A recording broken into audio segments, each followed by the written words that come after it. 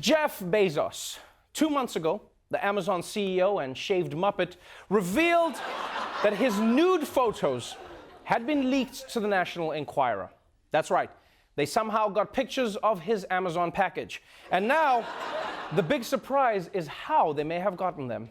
This morning, an explosive new claim that Amazon CEO Jeff Bezos was targeted in an alleged phone hacking scheme conducted by Saudi Arabia. Bezos launched his own private investigation in an effort to determine who leaked the intimate text messages and racy photos published in a bombshell National Enquirer story about the billionaire's extramarital affair with girlfriend Lauren Sanchez. Our investigators and several experts concluded with high confidence that the Saudis had access to Bezos' phone and gained private information. Okay, I give up.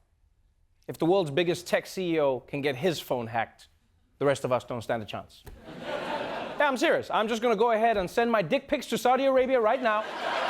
Save them the trouble. They're probably like, no, Trevor, we don't want to see. Too late, too late. Shh, you got them all. The third one's my favorite.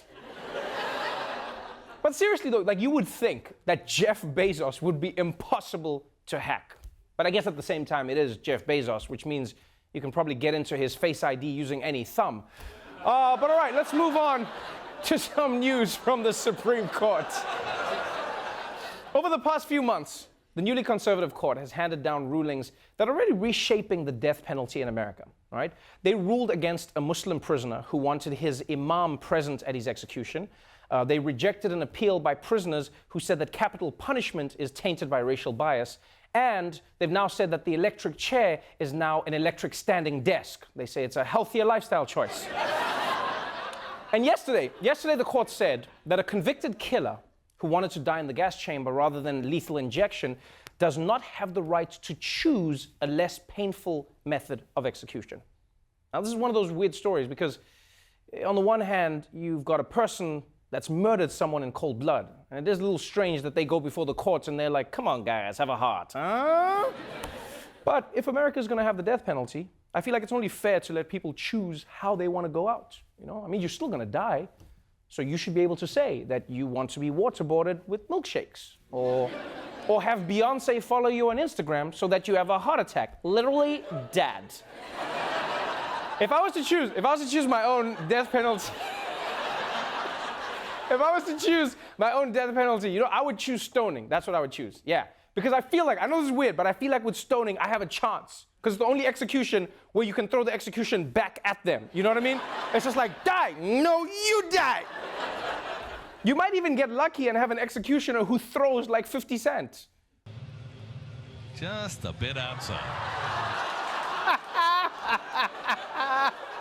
I sentence you to death. Sorry, not you. My bad. All right, moving on to some local news. New York City is a city of firsts. First U.S. Capitol, first supermarket, first rat on city council, and now the Big Apple is adding a new first to the list.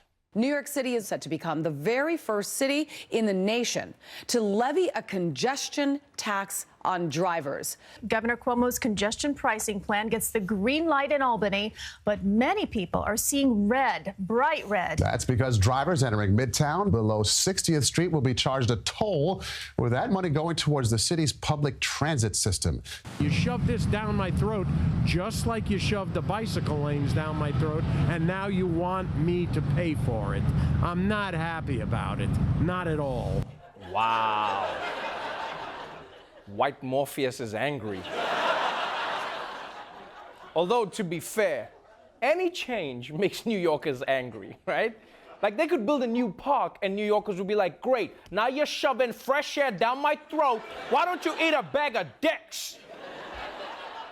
But the truth is, New York has to do something about traffic, right? The other day, I asked Waze for the best route to Penn Station, and the message I got was, kill yourself.